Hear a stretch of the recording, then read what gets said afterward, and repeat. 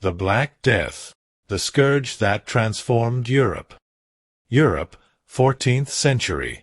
A vibrant continent, with flourishing cities, expanding commerce and daily life that, although difficult, continued its normal course.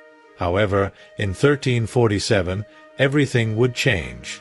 A deadly shadow would fall over Europe, bringing with it great suffering and an irreversible transformation in the history of humanity.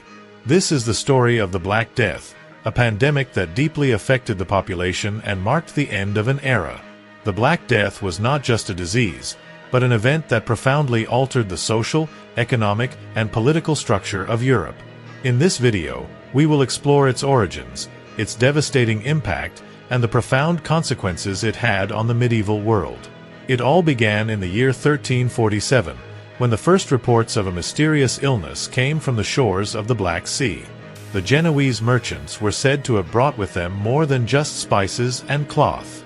They had transported a silent enemy to Europe, Yersinia pestis, the bacteria responsible for the Black Death.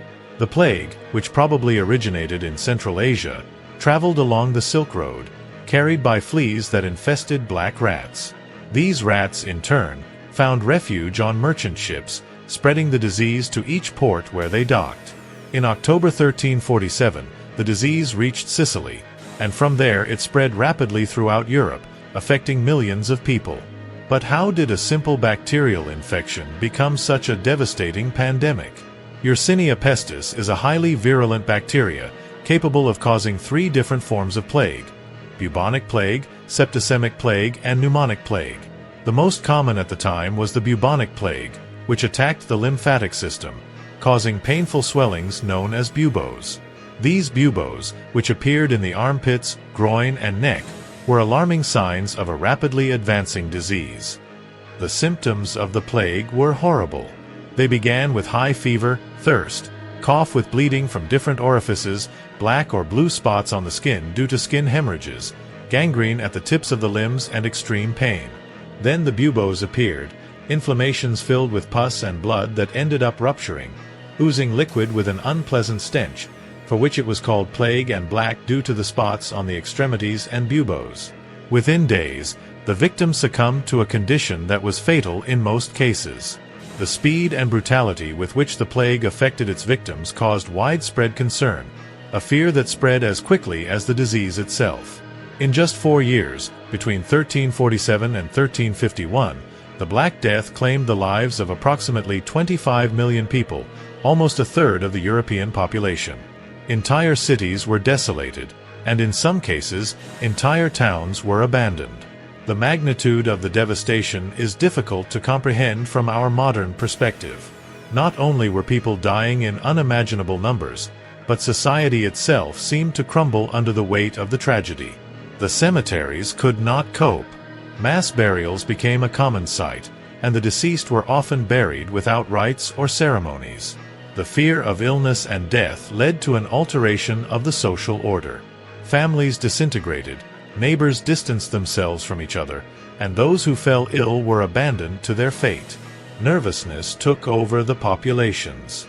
The rich fled to the countryside, seeking to escape the affected cities, while the poor were trapped in an environment where danger seemed inevitable. Distrust and concern led to communities becoming isolated, and the sick being avoided and abandoned. The total number of deaths is estimated to be between 80 to 200 million. This means that it caused the death of between 30% and 60% of Europe's population. At a time when medicine was primitive and knowledge of diseases was limited, explanations for the plague varied widely. Some believed it was divine punishment for humanity's sins, while others blamed planetary alignments or poor air quality. These theories reflected people's desperation to find an explanation for an evil that seemed incomprehensible and unstoppable.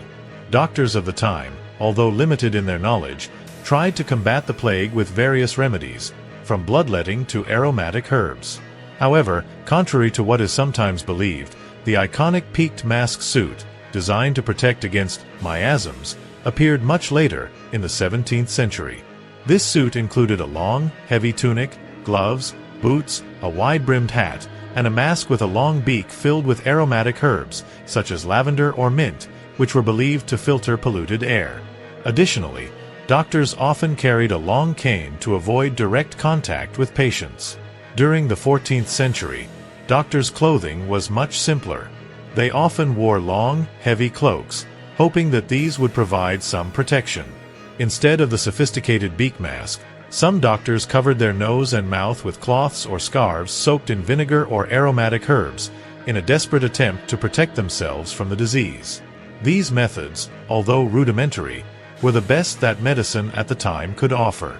However, these treatments and measures were ineffective, and the plague continued to spread uncontrollably. Efforts to combat the disease proved largely futile, and the plague continued its course, while communities watched helplessly as the health of their loved ones rapidly deteriorated. Desperation led some to believe that collective repentance could appease God's wrath. Flagellants, religious groups who toured cities flagellating themselves, became a common image, hoping that their suffering could stop the plague. In desperation, many resorted to extreme practices in an attempt to gain divine favor and end the plague ravaging their lands. However, these acts of public penance failed to stop the spread of the disease. In the midst of the chaos, scapegoats emerged. Jewish communities, in particular, were unfairly accused of poisoning wells and spreading the disease, leading to violent conflicts in many parts of Europe. This violence only exacerbated the suffering, adding a layer of human horror to the tragedy of the plague. The Black Death not only brought suffering, but also left deep scars on European society. With population decline, vast tracts of agricultural land were abandoned, and labor shortages caused a change in economic structures. The European economy, which depended heavily on peasant labor, was shaken to its foundations. The shortage of workers caused wages for survivors to rise and altered the balance of power between feudal lords and peasants. Peasants, now scarcer, gained bargaining power, eventually leading to the decline of the feudal system. Peasant revolts, such as the Peasants' Rebellion in England in 1381, were partly fueled by the economic and social tensions that arose in the wake of the plague. Peasants began to demand better conditions and rights, challenging traditional power structures and paving the way for significant social changes in the decades and centuries that followed. The Church, although initially a refuge for the mourners, also faced challenges. Their inability to explain or stop the plague undermined their authority, and religious doctrines began to be questioned, laying the groundwork for future religious reform movements. The faith of many was shaken, and trust in the Church as an infallible institution began to erode. In the years that followed, the power and wealth of the Church also began to be seen as excessive and corrupt, especially as the Church continued to exact tributes and indulgences in a time of great suffering. This economic and social crisis in subsequent centuries contributed to movements such as the Protestant Reformation, a religious movement that exploded in Germany in 1517 with Martin Luther, who wrote the 95 Theses. These theses caused a break with the Catholic Church, giving rise to various churches and currents under the name of Protestantism, which in turn led to the so-called wars of religion. Artistically, the plague left a lasting legacy. The theme of death became a cultural obsession, giving rise to somber works of art, such as Danse Macabre and frescoes depicting the universality of death. These artistic representations reflected a society deeply affected by uncertainty and suffering, and helped shape European culture and thought in subsequent centuries. Finally, the Black Death caused a rethinking of medicine and public health. Although progress was slow, the plague experience led to increased interest in hygiene, quarantine, and eventually, the foundations of modern epidemiology. The need to prevent future health crises motivated the first steps towards a more scientific approach to the study of diseases. The Black Death was, undoubtedly, one of the greatest tragedies in human history, but it was also a catalyst for change. The European society that emerged after the plague was different, more resilient and, in many ways, more modern. The social, economic, and cultural changes that followed the plague helped shape the modern world, and the lessons learned during this dark time continue to influence our societies today. Today, centuries later, we continue to learn from that catastrophe. The story of the Black Death reminds us of the fragility of life, the importance of science and medicine, and how humanity, despite its tragedies, always seeks to rebuild and move forward. As we face our own challenges in the present, The lessons of the past remain relevant and valuable in building a safer, healthier future for all. The Black Death was an event that shook Europe to its foundations, but it was also a crucial moment of transformation.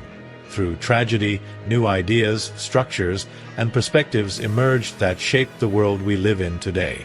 If you have been interested in this story and want to learn more about the events that have shaped our world, we invite you to like and subscribe. We would also love to read your comments and suggestions. History is a mirror of our humanity, and knowing it better prepares us for the future.